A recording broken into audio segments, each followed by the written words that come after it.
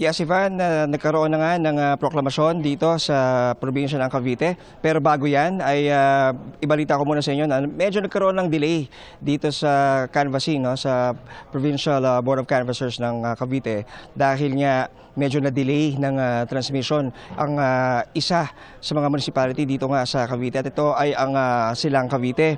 Ang nangyari, bali Ivan, doon sa isang eskwelahan, no, sa Bulihan Integrated National High School, ay ito yung tinuturing na largest voting center, no, sa bahagi ng Cavite. At ang nangyari, Ivan, doon sa specific cluster precinct number 57 ay alas 7 na ng gabi, sarado na ang botohan, naisara na nila yung ACM machine. At nagkaroon daw ng realization na mukhang may hindi pa sila naipasok na boto.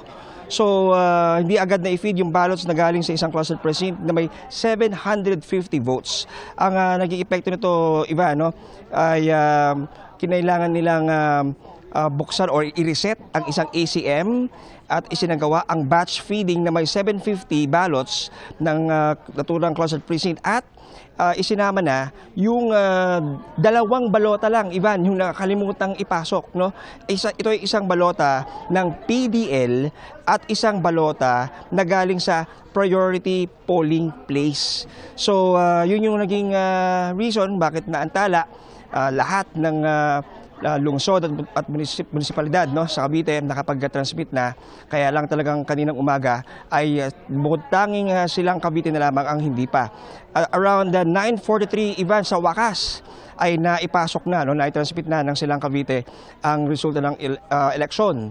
At yun ngayon na naging dahilan kung bakit ngayon umuusad na, abalang-abala na ngayon dito ang ating mga Board of Canvassers. At kanila mga Ivan ay nagsimula na nga ang mga proklamasyon dito mismo sa ating kinatatayuan. Ang unang pinroklama ay itong si Congressman Roy Loyola ng 5th District ng Carmona, Cavite, no?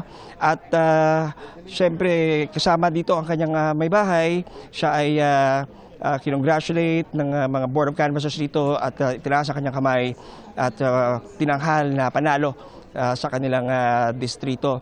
At siyempre bukod dito kay Kong Roy Loyola ay dumating din dito pinroklama ang isa pang congressional candidate, no, diniklarang panalo, si Congressman Ping Rimulya ng 7th District ng Cavite. At siya ay anak ni Secretary of Justice Jesus Crispin Rimulya. At kasama niya rin dito ang kanyang may bahay at diniklara siyang panalo sa kanilang labanan.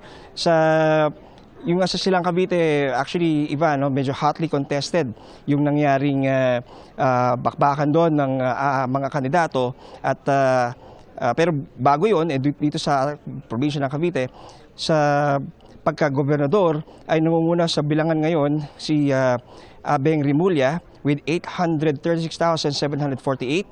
Sinusundan siya ni Weng Aguinaldo with 210,874. Ni Augusto Pera Jr. ng 47,457 at ni Giberado 38,702. Wala namang kalaban itong si Ram Revilla ng Cavite sa pagka-vice gobernador na meron ng boto na 929,390. No, so sa mga sandaling ito, Ivan, ay patuloy itong pag-aantay ng ating mga parating pa ng mga kandidato na ipoproklama at inaasahan na ngayong araw din ito ay may deteklara na kung sino ang nanalo sa pagkagobernador sa probinsya ng Cavite. So mula rito sa Cavite, ako si John Consulta ng GMA Integrated News. Dapat totoo sa eleksyon 2025. Maraming salamat, John Consulta.